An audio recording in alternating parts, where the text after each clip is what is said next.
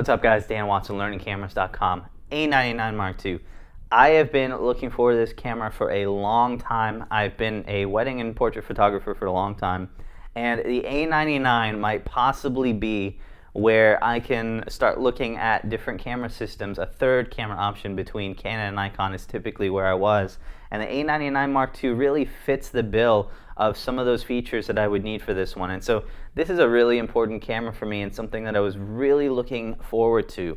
That said, there are some big issues with this that are keeping me from jumping on board as of now, but we're going to continue testing this thing and a lot of things coming. So definitely take a look at the pictures on this thing. Man, I'm posting, we're in Austin right now, I'm posting at learningcameras.com on Facebook and my Instagram page, so definitely go follow me there if you want to see some of the results on this thing. But this is probably my favorite implementation of the flip out screen ever. And that is because of this. And so basically, no matter where you are, you have the ability to look up, you have the ability to look down. This thing flips around like this. If you wanted kind of a selfie mode down there, it can also go underneath. Now, I do know some people, if you put a mic on here, something like that, you might have an issue. For me, I'm generally not front shooting like this with a mic on top of the camera, and there's other ways of mounting a microphone. So I like this because it keeps my screen in orientation with the sensor and not flipped out to the side. And so I actually prefer it in the center, but I don't want to sacrifice the ability of having this thing turned around. Now, if you're using a gimbal like this, it is also fine because you can do something like this and then have this screen flipping out towards you and be able to rise above the gimbal. And so it's actually very nice for gimbal shooting as well. Now, there's no touch screen for touch focus, so that's a little bit of a negative there. Let me put that back. That's a crane gimbal. It's a really cool gimbal, by the way. I'm going to have more on that one. So overall, it's very, very nice. Hardware-wise, you have all the buttons that you would like and then some. I will say the placement is a little bit weird on some of them. They just kind of seem to have some random custom buttons wherever they could find a spot. Including this one right up at the top here. This one's kind of a little hard to get to and not really near your fingertip system.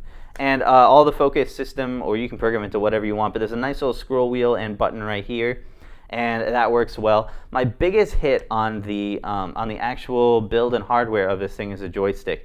The joystick is very good, but it is pressable, and as soon as you press this thing, it's very easy to accidentally go up or down. The pressing operation it still allows you to scroll up and down, and so that's the only thing that's kind of a weakness on that one. All the buttons feel really good. I like the general setup of it, and the only issue is getting used to kind of these random orientation of custom buttons on that one. I wouldn't mind a third scroll wheel, something like that. We do have one for shutter and aperture control, nothing for ISO, so you're hitting a button on that one. Another scroll wheel wouldn't be bad. Or at least Canon has a brand new button. I know my 5D4 here, but they have a new button on theirs that allows you to scroll and use the ISO when hitting that button. So there's little things like that. They're improvement. We don't have like backlit buttons or anything like that, like the DA10. But overall, it is a very solid hardware camera. It feels built like a tank, and I generally like the placement of most of these operations on here. Let's talk about the focus system. The focus system is brand new. It's basically incorporating the phase detection that we would have from a traditional DSLR using Sony's translucent mirror. They have also added all your contrast and phase detection to the actual sensor itself. So it's basically the best of DSLR and mirrorless cameras in theory. Now in practice, I will say that I found it extremely responsive. I had no issues autofocusing at all. Moving the points around was a breeze. I was locking on focus pretty much always and getting great results. So I really do think that this is living up to the hype. And the big thing is being able to focus real time while you're tracking a subject. So this is, I believe, 12 frames per second. The 42 megapixel camera pumping 12 images a second, and that's insane. So it really seems like a good operation on that one. This is my big negative. Actually, I'm going to tell you about this in a minute. There's a massive, massive negative on this camera that is going to keep it from being a lot of the favorite cameras for a lot of you. So listen up for that one. It is coming up. The other big thing on this one is that there was a little bit of shutter lag, and I'm going to be playing around with it a little bit more. I had the settings on here tuned to focus rather than track. Rather than release the shutter, so maybe it was hesitating on the focus system a little, and I was keeping it from continuously taking some images. There were little frame gaps in my burst modes, and also when I felt like I hit the button, there was a little bit of a pause there. I don't notice that with my 5D4, and I have it set up that way, so maybe the way that this is using that, so I'm going to try shooting without that on and prioritize release and see how that shoots, and I'll update this if there's any change on that one. Overall, image quality wise, gosh, I gotta say this is one of the greatest cameras that I've used. 42 megapixels is pumping quite a bit of information. Low light results are actually really good despite that 42 megapixels. Now, it's not as good, I would say, as the A7R II, and probably because this is using a translucent mirror, which means Sony is losing a little bit of light on this. It's shining it up to the focus mechanism. The benefit is that we do have a separate phase detection autofocus system like their SLT cameras, but that is a negative, is that we're losing a little bit of light. But I would easily put this up against the best from Canon and Nikon, and especially the D810 and the Canon 5D Mark IV, both of which are not pushing anywhere close to 42 megapixels, and still I would put this up against them for low light results. So really, really good performance there. The speed is great, everything is great. Big negative, and here it is. The SLT, this A99 Mark II, was touting video features galore. We have 4K video, we have all of the features from all Sony's A7 series cameras, and it looks unbelievable. The results are amazing. However, because of the translucent mirror, we are stuck at an aperture of, I believe it's 3.5 for video mode. So you cannot change your aperture outside of video at 3.5.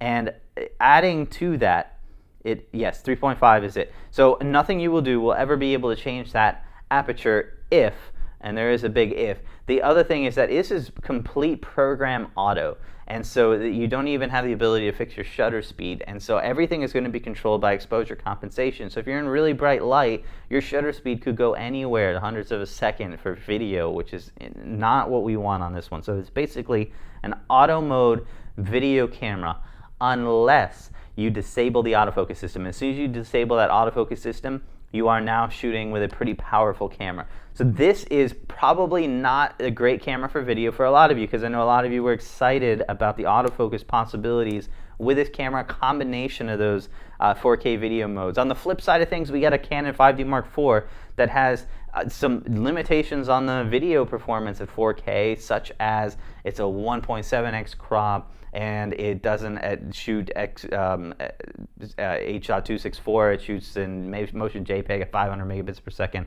Horrible files to work with. However, it has great autofocus performance because it is using only the contrast detection system on the sensor, and that system is really good. The dual pixel autofocus system like Canon is excellent. So that's basically what we're up against here, and some big limitations for me. I'm going to try and figure out that shutter lag, but for me as a video camera, this thing has really just bit the dust for me. I don't even want it anymore as a video camera. I really think this is going to be more difficult to work with than even the 5D Mark IV.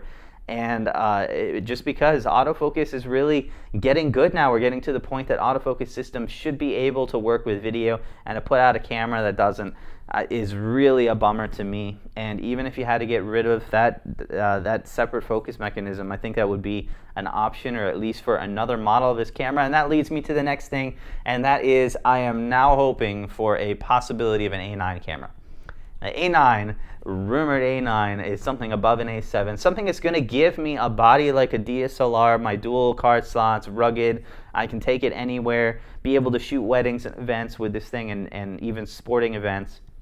But I still need the traditional features of the A7, with some very, very good systems on there, and they actually have phase detection on the sensor and really, really good autofocus performance. So maybe it's time for something like that kind of merges these two technologies, because unfortunately developing this system right now it has some issues with it, and mostly due to the video side of things. And also you do lose a little bit of light in a translucent mirror, so those are kind of some negatives. So now that we have good on-sensor phase detection, it might be time for Sony to give us a camera like this in pure mirrorless fashion. So stay tuned, follow me on Facebook, Instagram. I'm going to have a lot more on this camera and a lot more coming up, so stay tuned for that. Thanks for watching.